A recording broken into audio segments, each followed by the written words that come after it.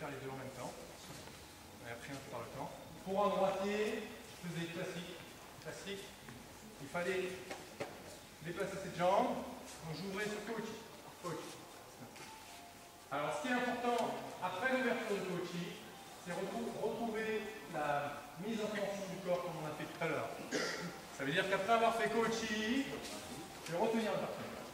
En même temps que je le dégomme, en même temps que je le pousse, moi, je vais reculer le bassin. Et je vais descendre. J'ai un retour vers l'avant, j'ai un déséquilibre. Et ensuite, on rattrape l'exercice de tout à l'heure.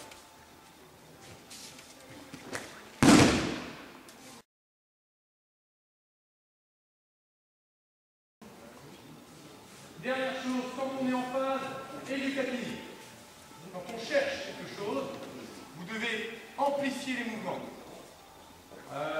Celui-ci, Kochi Ushimata, ou simple Kochi plutôt Ushimata, il marche très bien, mais après en compétition, on n'a même plus besoin de faire aussi grand. Poum, poum, j'ai la règle.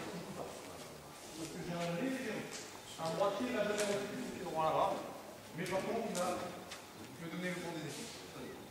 Allez, c'est parti.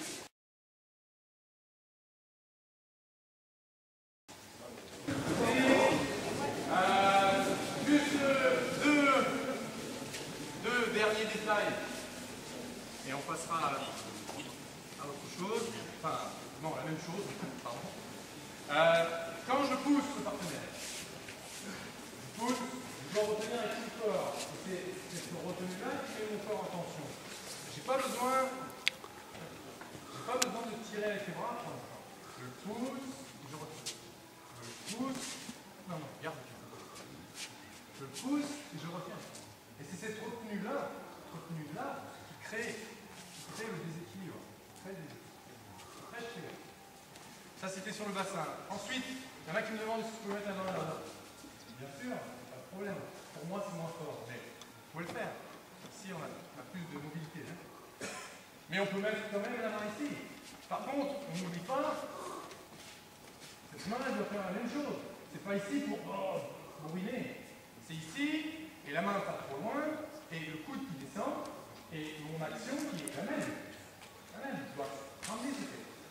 Et en même temps, j'ouvre la manche, et donc le partenaire qui vient vers moi. C'est pareil, même chose. Aussi, la saisie.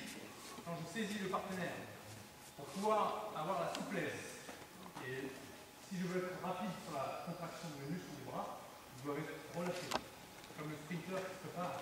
Il n'est pas super tendu, sinon il ne peut pas partir. Il est détendu, relâché. Il va pouvoir contracter rapidement. Donc au niveau de la saisie, chez nous elle doit être forte, mais ça ne doit pas être rigide, ça ne doit pas être bloqué. Vous ne devez pas serrer avec tout le poing. Si vous serrez avec tout le poing, vous bloquez l'enfant, il ne peut plus bouger. Donc un bout de bois vous avez. Un bras, le bras il est très bien articulé, épaule, coude et poignet. Il faut garder le poignet. Pour garder le poignet, vous devez fermer 3 doigts. Et là, vous aurez pu ouvrir.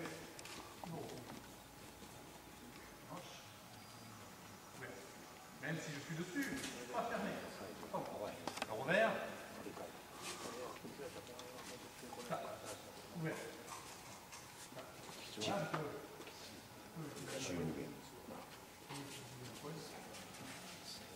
Je vois les jeunes là qui sont beaucoup sur sûreté. C'est comme l'haltérophile. Je vais tirer pour aller pousser. Si vous n'avez pas le poignet,